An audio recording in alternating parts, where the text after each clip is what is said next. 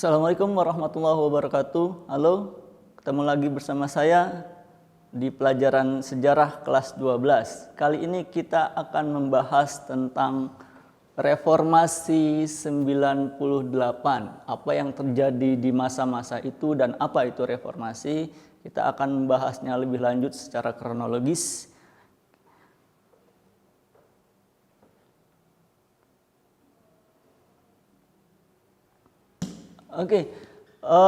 Peristiwa reformasi 98 kita harus melihatnya sebelumnya apa yang terjadi di Indonesia, situasi-situasi apa saja yang menuntut terjadinya reformasi 98. Ada beberapa situasi yang kita kenal sebagai krisis multidimensi yang terjadi di Indonesia, yaitu krisis politik, krisis ekonomi, dan juga krisis sosial. Krisis politik ini terjadi karena memang banyaknya kebijakan-kebijakan pemerintah Orde Baru waktu itu yang dianggap beberapa kalangan anti demokrasi, seperti adanya duifungsi ABRI yang menjadikan ABRI sebagai alat negara untuk memerangi rakyatnya sendiri. Misalkan ABRI memiliki dua fungsi sosial dan juga fungsi pertahanan, sehingga ABRI dengan mudah, dengan menggunakan kekuatan senjata bisa dijadikan alat untuk menghilangkan para orang-orang yang mengkritisi pemerintahan Orde Baru waktu itu. Kemudian adanya krisis ekonomi yang terjadi di Indonesia, ini juga terjadi di seluruh dunia, makanya kita sebut sebagai krisis global. Tapi di Indonesia juga mengalami suatu krisis yang begitu parah, dengan tingkat inflasi yang hampir 20% terjadi di Indonesia, menyebabkan banyaknya kebutuhan-kebutuhan bahan pokok yang sulit ditemui, dan kalaupun ditemui dengan harga yang begitu melambung tinggi, sehingga rakyat di Indonesia mengalami kesulitan untuk memenuhi kebutuhan hidupnya. Dan dengan adanya krisis ekonomi yang berkepanjangan seperti ini, muncullah krisis sosial. Ketimpangan-ketimpangan sosial terjadi, bahkan mengarah kepada kekerasan-kekerasan sosial di dalam masyarakat itu sendiri. Nah, dengan adanya tiga krisis multidimensi ini, maka Indonesia membutuhkan sebuah gerakan perubahan yang mendasar yang kita kenal sebagai reformasi, yang bisa kita artikan merupakan gerakan perubahan secara drastis dengan menata ulang sistem bernegara dan berbangsa kita agar lebih demokratis. Bagaimana perjalanan reformasi 98 sendiri, kita akan coba lihat.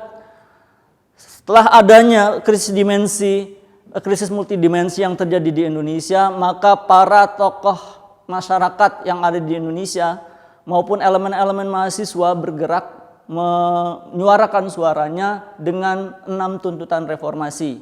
Ada berbagai penyakit yang ada di dalam tubuh Indonesia sendiri, sehingga butuh obat. Yaitu 6 tuntutan reformasi ini adalah sebuah jawaban atau obat untuk menghilangkan penyakit-penyakit yang ada di dalam tubuh negara Indonesia. Apa saja itu? Satu, dengan adanya kebijakan yang menjadikan ABRI sebagai kekuatan sosial politik, bukan hanya kekuatan pertahanan, tapi juga ABRI memiliki kekuatan sosial politik yang membuat ABRI menjadi alat negara untuk memerangi rakyatnya dengan cara menghilangkan atau menculik orang-orang yang dianggap kritis terhadap pemerintahan Orde Baru. Nah, kebijakan duifungsi ini dianggap sebagai kebijakan yang anti demokrasi, sehingga perlu adanya tuntutan untuk menghapus duifungsi ABRI sebagai salah satu poin dari 6 tuntutan reformasi. Yang kedua, terlalu lamanya Pak Harto berkuasa dari tahun 1966 kita bisa bilang sampai 1998, rentan waktu 32 tahun tanpa ada pergantian kepemimpinan nasional, dan tidak adanya batasan di dalam Undang-Undang Dasar sendiri tentang periode kekuasaan seseorang untuk memimpin Indonesia, sehingga hal tersebut menjadi salah satu penyakit yang bisa dibilang tidak demokratis dan perlu adanya obat. Sehingga muncullah salah satu tuntutan reformasi adalah turunkan Pak Harto, kita ganti kepemimpinan nasional kita dan buat amandemen Undang-Undang Dasar 1945 untuk melakukan pembatasan-pembatasan agar kekuasaan presiden atau kekuasaan lembaga negara itu bisa dibatasi dan tidak superpower.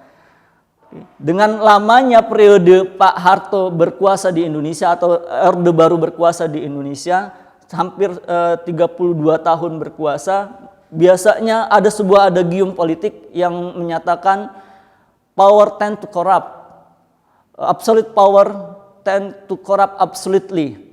Nah, dengan banyaknya lamanya waktu Pak Harto berkuasa di Indonesia, ini menciptakan sebuah kekuasaan yang absolut, dan kekuasaan absolut itu biasanya mengarah kepada penyimpangan-penyimpangan kekuasaan yang kita kenal sebagai korupsi, kolusi, dan nepotisme. Dan itu terjadi di masa-masa pemerintahan Orde Baru. Sehingga perlu adanya tuntutan yang dilakukan oleh para tokoh-tokoh bangsa waktu itu dan juga elemen mahasiswa untuk memberantas korupsi, kolusi, dan nepotisme yang terjadi di Indonesia.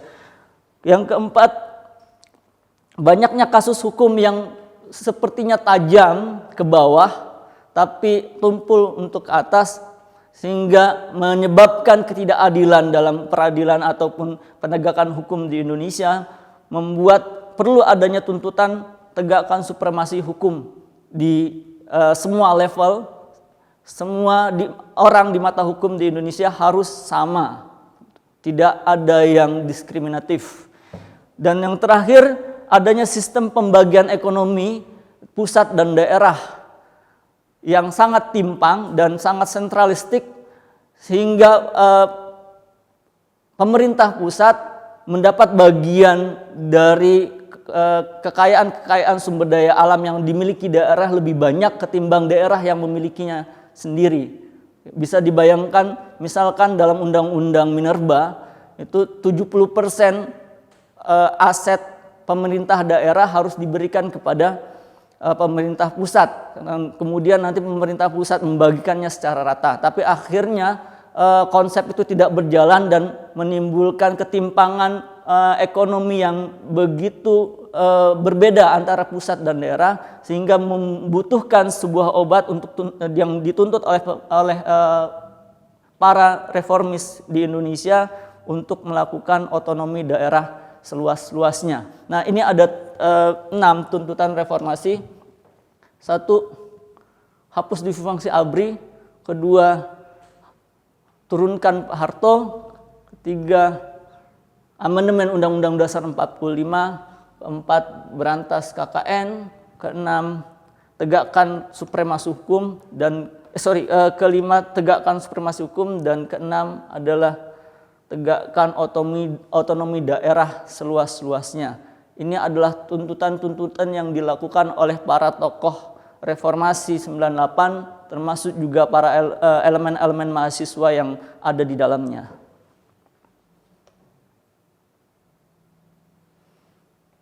Oke, kita lanjut. Nah, bagaimana kronologi peristiwa reformasi? Sebenarnya ini adalah gambaran sedikit saja bagian akhir dari reformasi yang 98 yang banyak dikatakan dimulai dari 97 dan 98 terjadi.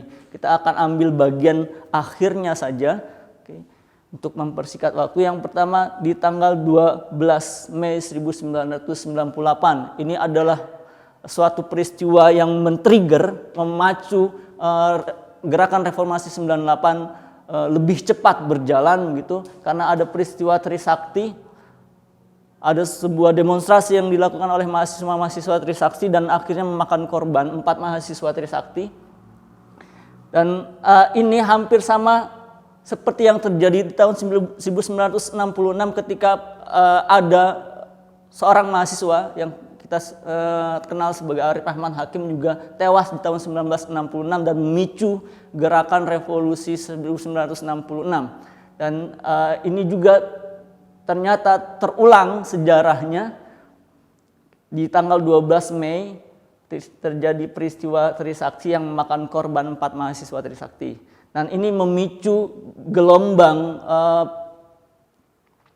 demonstrasi mahasiswa besar-besaran dan juga gelombang kerusuhan yang terjadi di Jakarta dan beberapa daerah di Indonesia seperti di Solo maupun di Yogyakarta. Terjadi tanggal 13 sampai 14 Mei, kerusuhan meluas di Jakarta dan akhirnya gelombang aksi mahasiswa menduduki gedung DPR untuk menyuarakan aspirasi rakyat Indonesia untuk melakukan perubahan di tanggal 18 Mei 1998. Jadi mahasiswa sudah melakukan demonstrasi dan menginap di sana begitu dengan begitu besar jumlah mahasiswa yang ada di sana sehingga memaksa Pak Harto untuk melakukan sebuah proses-proses untuk